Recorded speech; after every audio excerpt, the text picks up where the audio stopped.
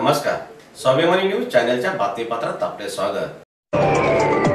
गवळी समाजाला दफनभूमीसाठी जागा द्या, गवळी समाजाचे मनपा आयुक्तांना निवेदन। गवळी समाज वापरत असलेली जमीन दफनभूमीसाठी मिळावी, महापालिकेने त्याला मंजुरी द्यावी अशी मागणी गवळी समाजाने धुळे मनपा प्रशासनाला केलेली असून त्या संदर्भात आज गवळी समाजाच्या वतीने मनपा प्रशासनाला निवेदन देण्यात आले। दरम्यान गोकुळनगर, वीरशैव लिंगायत गवळी नगर येथे अनेक कुटुंबही वास्तव्यास असून गवळी समाज या जागेवरच मृत्यू झालेल्या व्यक्तींचे दफन या जागेवर करीत आहे। दरम्यान ही जागा शासनाची आहे। ही जागा दफनभूमीसाठी देण्याबाबत ठराव देखील झालेला आहे।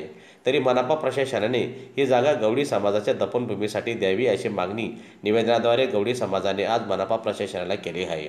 यावेळी निवेदन देण्यासाठी गवळी समाजाचे प्रदेशाध्यक्ष भटू गवळी, अध्यक्ष भागवत नागापुरे यांच्यासह समाजबांधव उपस्थित होते। आयुक्त मॅडम, महानगरपालिका धुळे, वीरशैव लिंगायत गवळी समाज गोकुळनगरचे ज्येष्ठ कारभारी आणि अध्यक्ष भागवत गंगाराम नागापुरे, बाळू अप्पा काटकर सचिव अप्पा नामा गवळी, महाराष्ट्र राज्य वीरशैव लिंगायत गवळी समाजाचा अध्यक्ष म्हणून 2 मिनिटात आमच्या गोकुळनगरच्या स्मशानभूमीबाबत आज आम्ही आयुक्त मॅडमशी चर्चा केली। गेल्या 2020 पासून 5 गट वेदार ड या जागेवर वीरशैव लिंगायत गवळी समाज आमच्या प्रेतांना दफन करीत आलेला आहे ना करतोय। त्या ठिकाणी ही जागा आमच्या गवळी समाजाच्या नावावर व्हावी अशी विनंती करण्यासाठी आणि ही जागा कायमस्वरूपी समाजाला मिळावी यासाठी गेल्या 2020 पासून डॉक्टर फारुख शाह आमदार होते, त्यांच्या काळात देखील माननीय आमदार माजी आमदार कुणालभाऊ पाटील यांचे देखील पत्र आम्ही सोबत या जागा मिळा म्हणून दिलेलं आहे।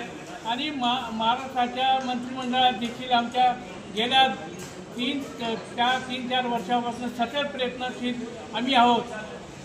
कारण काय की जागा ही शहराच्या मध्यभागी रोडलगत असल्यामुळे अतिक्रमण होण्याचा जास्त दाट शक्यता असते आणि त्यामुळे दोन्ही समाजामध्ये भानगडी होण्याची जास्त शक्यता आहे।